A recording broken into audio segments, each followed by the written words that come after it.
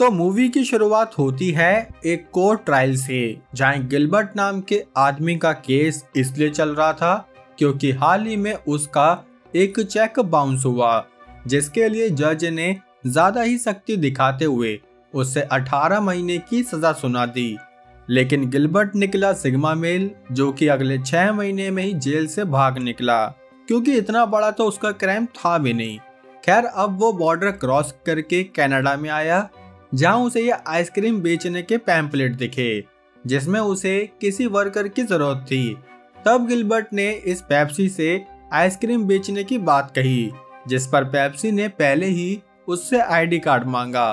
तब वो इस भिखारी को 200 रुपए देकर इसका आईडी कार्ड ले गया, जहाँ पेप्सी ने भी ज्यादा शकबाजी ना करते हुए उसके हाथ में एक आइसक्रीम साइकिल पकड़ा दी। लेकिन उसे क्या पता था कि ये बंदा यहाँ के बैंक्स, चलो आगे बताऊंगा। लेकिन हाँ, इसी के साथ the explainers cult introducing bandit. और दोस्तों, ये एक ट्रू स्टोरी है, जहाँ वीडियो के एंड में हम देखेंगे कि रियल लाइफ गिलबर्ट अब क्या कर रहा है। नाउ बैक टू स्टोरी, जहाँ गिलबर्ट को जॉब तो मिल गई, लेकिन वो सोएगा कहाँ, क्योंकि आइसक्रीम साइकिल में तो नहीं सो सकता। इसलिए उसने चर्च के थ्रू चल रहे रेन बसेरा में जाकर बात करी, जहाँ उसकी मुलाकात इस मोहतरमा एंड्रिया से हुई। तब एंड्रिया ने उसे अपने अंदर आने दिया, जहाँ रहकर उसने अगले दिन से ही अपनी आइसक्रीम बेचने शुरू करी। और भाई साहब, आइसक्रीम बेचने का अंदाज तो देखो, आइसक्रीम बेच रहा है या खुद को। खैर, तब भी उसकी काफी मेहनत के बाद भी पेप्सी ने उसे बताया कि भाई, मेरा बिजनेस ठप हो गया है, इसलिए मैं ये सारी साइकिल बंद कर रहा हूँ। ये सुनकर गिलबर्ट के तोते उड़ गए कि भाई, अब मैं इस रंगीली टी शर्ट का क्या करूँ। खैर, तब वो काफी दुखी मन के साथ यहाँ से एक बार में पहुंचा, जहाँ उसे एक गैंगस्टर टॉमी दिखा, जो कि काफी लोन्स भी दिया करता था। तो ये गैंगस्टर है या बैंक? खैर, बैंक का तो पता नहीं, लेकिन वो पुलिस के लिए वांटेड जरूर था, जिसको पुलिस ने पकड़ना तो चाहा, लेकिन अभी उनके पास इतने सबूत नहीं थे। तब गिलबर्ट भी टॉमी को ध्यान से देखकर यहाँ से जाने लगा, जिस बीच हमें एक ऑफिसर डीन दिखा, जो कि टॉमी पर नजर रखे हुए था। यहाँ गिलबर्ट वापस रेन बसेरा में आया, जहाँ उसे एंड्रिया मिल गई। तब उसका लटका हुआ देखकर चेहरा एंड्रिया ने उससे कॉफी डेट के लिए पूछा, जिसके लिए यह अंगला कंगला गिलबर्ट भी मान गया। बाकी इनकी डेट का आपको पता ही है, एक डेट और ये दोनों पति पत्नी। इसीलिए अब कहानी 8 महीने आगे आई, जहाँ गिलबर्ट ने न्यूज़पेपर में देखा कि अब अमेरिकन गवर्नमेंट उसके पीछे पड़ी हुई है, क्योंकि वो जेल से भाग गया था। ये देखकर उसकी लुप हो गई, इसलिए वो एंड्रिया से जॉब ढूंढने का बहाना करके कनाडा से वैंकूवर में आ गया। और वैंकूवर ऐसे मान लो जैसे दिल्ली से गाजियाबाद में आ गया हो, ठीक है। तो अब वो वैंकूवर में पहुंचा, जहां उसने वेटर से लेकर पोछा लगाने वाले तक की जॉब के लिए अप्लाई किया। लेकिन अभी शहर की हालत खस्ता कचौड़ी हो रखी थी, इसलिए उसे कोई जॉब नहीं मिली। तभी इतनी टेंशन में उसे बैंक की गाड़ी दिखी, जिसमें कि अंधा कैश भरा हुआ था। ये देखकर वो जल्दी से वैन के पास पहुंचा, जहां से उसने एक बैग उठा लिया, लेकिन ऐसा उसने सिर्फ सोचा था। तभी उसने एक बार एंड्रिया से बात करने का सोचा, जहां एंड्रिया ने उसे बताया कि वो बाप बनने वाला है। तभी सुनकर गिलबर्ट बहुत खुश हुआ, लेकिन तभी भैया को समझ आया कि वो बाप तो बनने वाला है, लेकिन उनकी जिम्मेदारी कौन पूरी करेगा। इसलिए वो अपने चोरी वाले थॉट को ही पूरा करने एक बैंक में पहुंचा, जहां उसने बड़े ध्यान से बैंक की सिक्योरिटी को देखना शुरू किया। अब उसके दिमाग में काफी खिचड़ी पक चुकी थी, इसलिए वो यहाँ से एक फैंसी ड्रेस शॉप में पहुंचा, जहां से उसने अपनी आईडी देकर कुछ टेढ़े मेढ़े ड्रेसिंग आइटम उठा लिए कि मेरा जरा जोकर बनने का ऑडिशन है, इसलिए मुझे इनकी जरूरत पड़ेगी। और ये लेडी भी इतनी बढ़िया निकली कि उसने अपनी ड्रेस ऐसे ही दे दी। खैर, अब वो अपना हुलिया चेंज करके बैंक में पहुंचा, जहां उसने ऐसा नाटक किया कि वो हेड सिक्योरिटी ऑफिस से चेकिंग करने आया है कि अगर यहाँ कल को चोर आ जाए तो बैंक क्या करेगी। तब इस चंपक ने गिलबर्ट को बताया कि असल में यहाँ सारे छोटे बैंक्स हैं, तो हमारा काम इन सिक्योरिटी गार्ड से हो जाता है। तब गिलबर्ट ने सोचा कि अच्छा ऐसा है तो मैं सिक्योरिटी गार्ड ही बन जाता हूँ, जिसके लिए वो यहाँ से सिक्योरिटी में जॉब मांगने पहुंचा। लेकिन इन भाई साहब को पोछा लगाने की जॉब तो मिली नहीं थी, गार्ड की क्या खाक मिलेगी। इसलिए वो खाली हाथ यहाँ से निकलकर सिलिकॉन से स्किन बनाने वाली टेक्निक सीखने पहुंचा। वैसे इसकी टेक्निक हमारी बॉलीवुड एक्ट्रेस को ज्यादा अच्छे से पता है। खैर तब उसने ये सब सीखते हुए एक सिलिकॉन की नोज भी चुरा ली।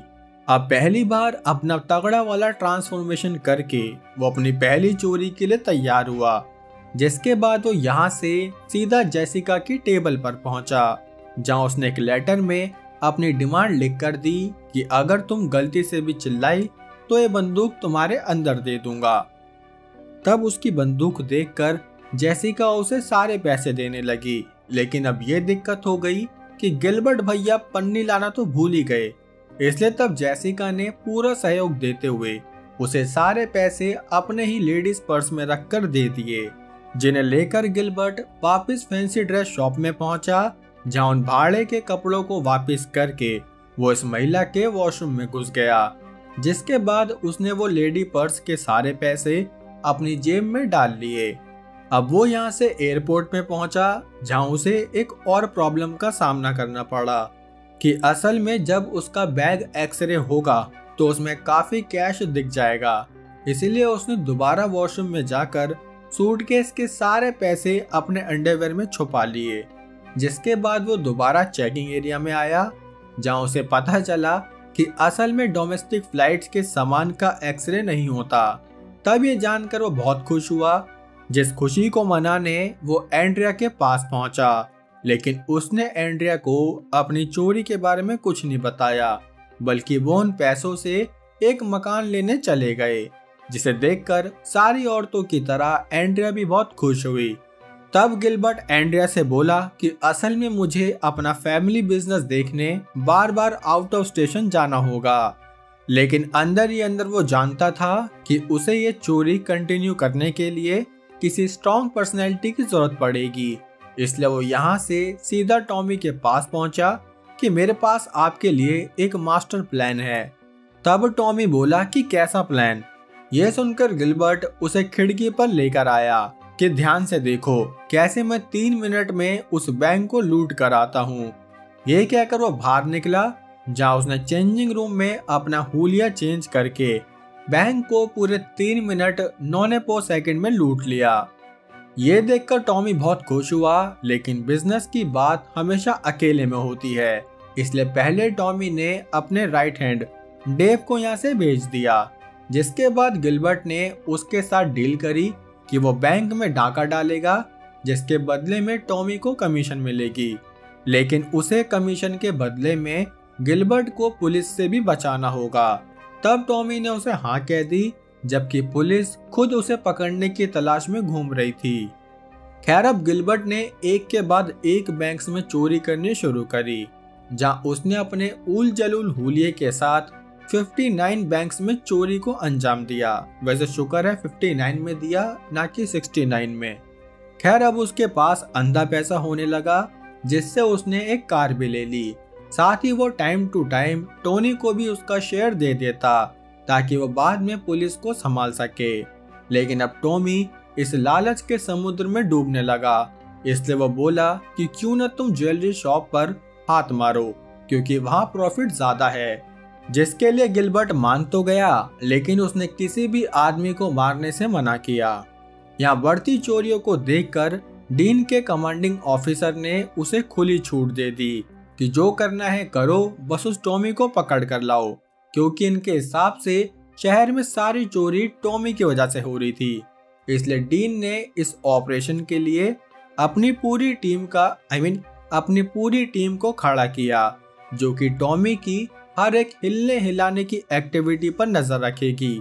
साथ ही उन्हें टॉमी के करीब रहने वालों की भी इन्वेस्टिगेशन करनी होगी, जिसमें कि गिलबर्ट की भी फोटो शामिल थी।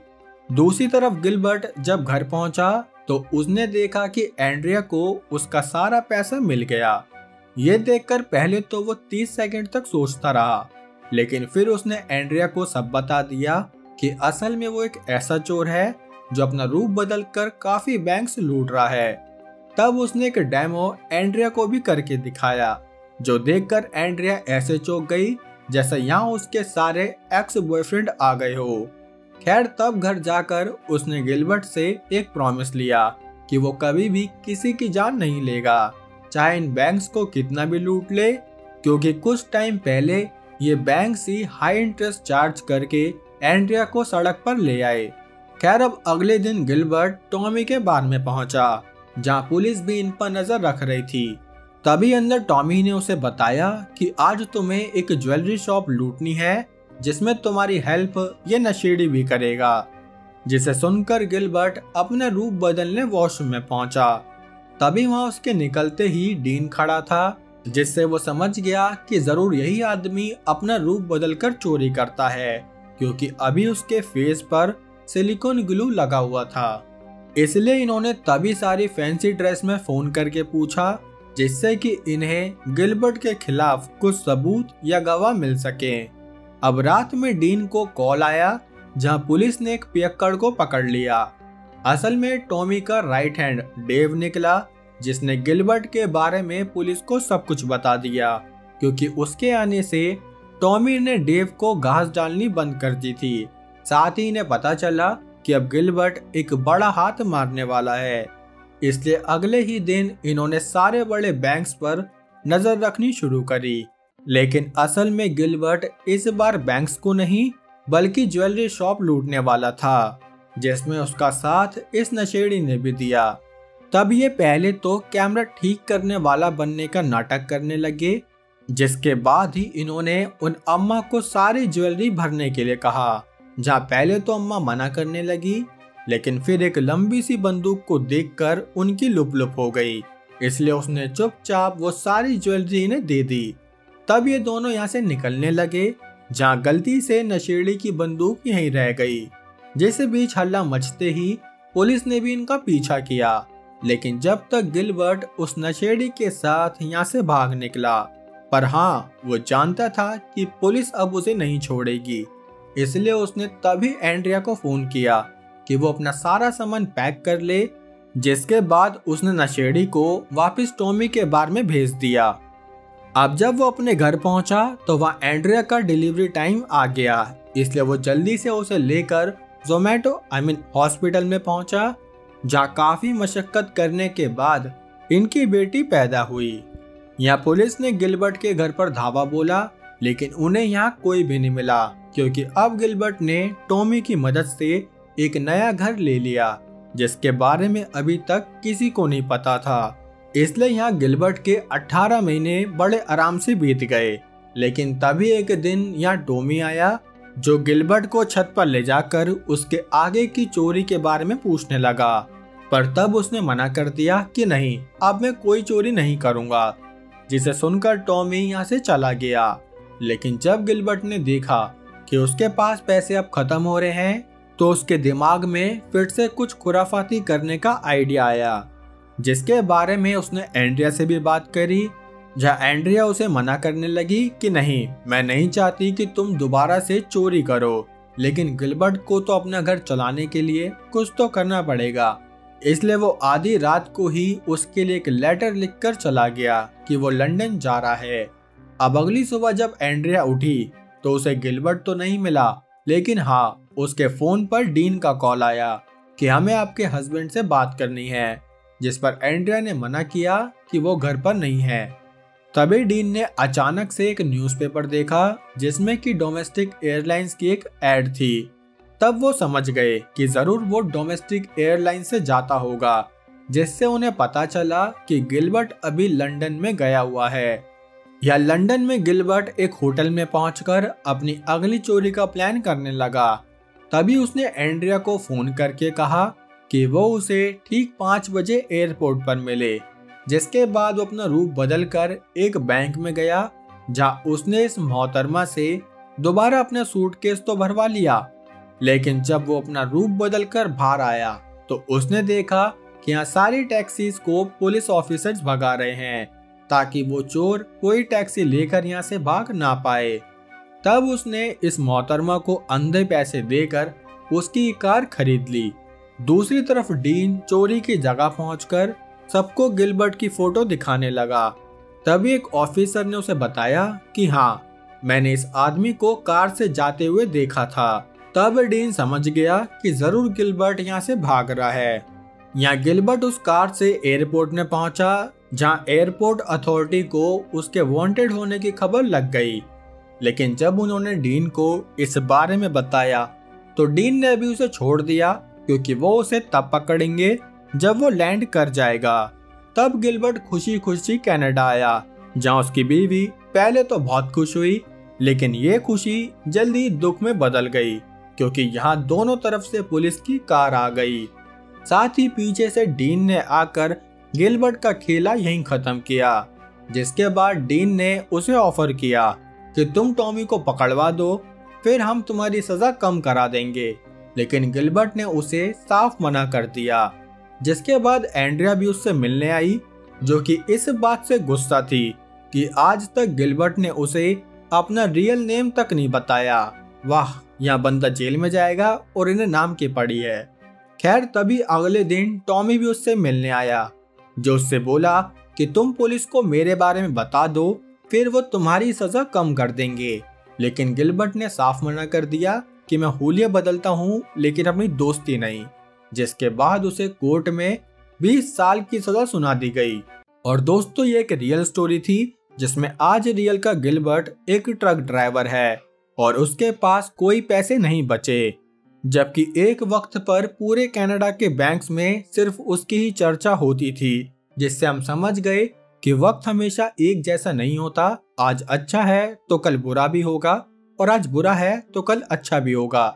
इसलिए आप मेहनत के साथ साथ वीडियो को लाइक, चैनल को सब्सक्राइब करते रहिए। बाकी अब हम मिलेंगे हमारी अगली वीडियो में, तब तक के लिए जय हिंद।